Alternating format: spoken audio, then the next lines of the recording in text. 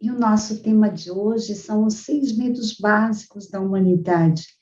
Por que os medos são tão influentes na nossa vida? Ou melhor, ocupam tanto espaço, fazem tantos estragos na nossa vida? Você já parou para pensar sobre eles? E me conta, do que você tem medo? Você tem medo de falar em público? Você tem medo de perder o amor de alguém? Você tem medo dos relacionamentos? Você tem medo de ser criticado? Tem medo do fracasso? Tem medo que não te aceitem? Qual é teu maior medo? Napoleão Hill fez um estudo e mapeou os 6 principais medos que a humanidade sofre. E, segundo ele, nós podemos chamar de medos hereditários, a hereditariedade física e hereditariedade social.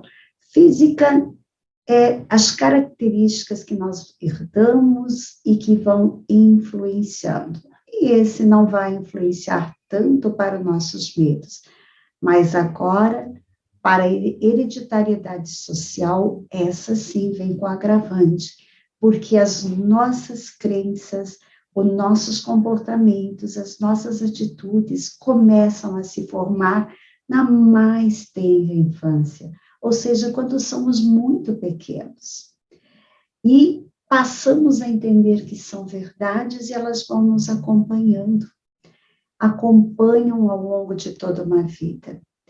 E nós temos um sistema nervoso que ele tem o sistema nervoso central, mas temos também o sistema nervoso autônomo. Esse sistema nervoso, ele tem o parasimpático e o simpático. Sempre que estamos em estado de alerta, o sistema simpático está em ação, está nos preparando para a luta e a fuga. Quando entramos em estados de relaxamento, nós acionamos o parasimpático. Então, olhar para as situações da vida que vivemos é importante para que a gente possa equilibrar, nem tanto ativado demais ou o outro desativado. Então, é necessário. O medo, inicialmente, ele teve como função, com nossos ancestrais, de nos proteger. O homem ia à caça e os animais selvagens necessitavam de estar muito alerta, porque senão ele era a presa dos animais selvagens.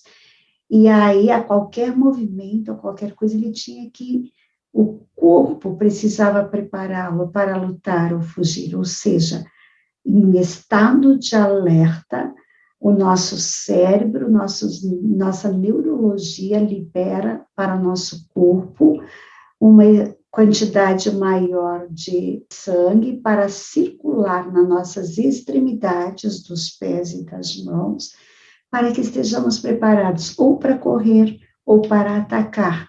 Então, o nosso corpo, na nossa natureza, é sábia, é para que, diante do perigo, estejamos preparados para uma ação muito rápida. Porém, nos dias atuais, nós não temos mais as ameaças que nossos ancestrais passaram.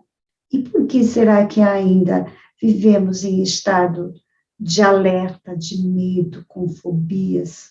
E é o que Napoleão Hill tenta nos trazer, através do estudo que ele fez no início do século XX, para nos trazer essas informações. E ele mapeou 6 medos básicos da humanidade: o medo da doença, da pobreza, da velhice, de ser criticado, de perder o amor de alguém e o medo da morte. Quais desses medos te assombram? Me diga aí. Você já parou para pensar? Porque quando fazemos contato com esses medos, os medos que nos afligem, é muito mais fácil de procurarmos uma cura, é muito mais fácil de enfrentar, porque nós só temos 2 saídas, enfrentar ou fugir. E muitas vezes o recurso não é fugir, muitas vezes é dar um passo para trás, sim, mas nem sempre. E se nós não enfrentamos, nós perdemos a coragem de estar no mundo. Precisamos do destemor, precisamos nos encorajar para enfrentar o novo e o desconhecido. Inclusive um projeto de vida. Como vamos iniciar um projeto novo de vida se nós não temos a coragem de nos lançar frente ao novo? Bem, mas nesse momento eu quero aprofundar um pouquinho mais os 6 medos. Vamos falar inicialmente do medo da crítica. Quando nós temos um projeto, quando falamos em público, quando vamos fazer algo novo e diferente, sabemos que as pessoas criam uma expectativa frente ao nosso trabalho, nossa apresentação. E essa expectativa normalmente é frustrada, porque expectativa é uma projeção que tem na minha mente e eu tenho, seja eu quem estou entregando algo ou eu que vou assistir a algo, a um conteúdo. O ideal é simplesmente estar presente e receber o que é entregue. Quando nós criamos uma expectativa, vem aí o julgamento, vem o medo do fracasso e vem também o medo de rejeição. Tudo isso vem junto. Então, não há nenhum ganho em nós criarmos expectativa. Se eu sou a pessoa que está entregando algo, um discurso, falar em público, eu entrego o meu melhor.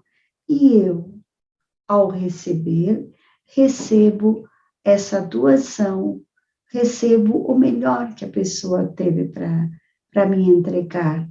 Apenas recebo o que foi ofertado com a melhor das intenções. E aí, não há que ter medo da crítica, porque cada um vai ter a sua interpretação para os fatos, para o momento, de acordo com o seu mapa interno de mundo. Então, não há como agradar as pessoas. E se vamos ficar reféns do que o outro gosta, do que o outro diz, do que o outro pensa, do que o outro sente, nós paralisamos nossos projetos e nossos sonhos e dificilmente iremos adiante. O segundo, perder o amor de alguém. Muitas vezes nós entregamos a nossa felicidade na mão do outro. E ao invés de eu me amar suficientemente pelo que sou, por quem eu sou, pelo que eu tenho, pelo que eu faço, pelo que eu sei, eu prefiro aguardar que o outro me ame, me aceite, me valorize, quando na verdade sou eu que tenho que fazer tudo isso. E ao projetar no outro o desejo de ser amado e aceito, eu vou correr o grave erro de ter medo de perder o outro, perder este amor, perder este apoio. Então, o convite para este segundo medo é eu me amar suficientemente, eu me aceitar, eu me valorizar. E ele tem origem na antiguidade, quando os homens, eles tiravam mulheres de outros e tinha ou conviviam com mais de uma mulher. Então, é um medo, sim, antigo que está arraigado na nossa mente inconsciente. Então, lembre-se que, acima de tudo, para curar este medo, é eu me dar amor, me aceitar, me valorizar. E quando eu faço tudo isso, eu vou ter amor excedente. E ao compartilhar com outra pessoa, eu estarei somente agregando para a vida desta pessoa, assim como o outro irá agregar valor à minha vida. Falamos então da crítica e de perder o amor de alguém. Terceira, vamos falar de doenças. A doença, medo de ficar doente, É muito engraçado que nós nascemos saudáveis e completos, e ao longo da vida vamos adquirindo hábitos que vão fazendo a nossa saúde deteriorar. Muitos dos pensamentos e sentimentos que vamos tendo fazem com que mude a nossa imunidade e somatize em doenças, crenças que acumulamos ao longo da vida, sem contar que nem sempre temos uma vida regrada, com exercícios físicos, boa alimentação, cuidado com o sono, um bom convívio social, exercício mental, exercício físico. Enquanto a saúde, somos jovens, a saúde está por aí. E quando perdemos a saúde, aí começamos a correr atrás. Como seria mais fácil se nós cuidássemos do nosso estado de saúde? Preservar sempre é melhor. O outro medo é o medo da velhice. Junto com o medo da velhice, vem o medo de estar doente e mais o medo da pobreza. Então, velhice nos aproxima do final da vida, a morte. E ele tende a ser, então, agravado pelo estado, muitas vezes, de doença, falta de dinheiro e o medo de perder os bens também acumulado ao longo da vida. O medo de não ter o suficiente para o final dos dias, para manter a saúde, para se manter. O medo da velhice também, ele traz uma revisão de vida, em que nós devemos pautar como foi, fazer um balanço, o que fiz, estou deixando um legado, o que está acontecendo, como aproveitei a vida que eu ganhei, essa vida que eu estou vivendo. Então, também traz um medo, porque o envelhecer é o momento de uma reflexão profunda por conta da finitude da vida. Medo da pobreza. O medo da pobreza, segundo Napoleão Hill, ele vem pelo fato de que nós queremos dominar o outro. E ao dominar o outro, vem o medo de perder o que acumulamos, vem a incerteza, vem a insegurança. Nós nos tornamos tão egoístas que queremos acumular mais do que necessitamos. E não é dizer, segundo a pesquisa de Napoleão Hill, que não se deve acumular.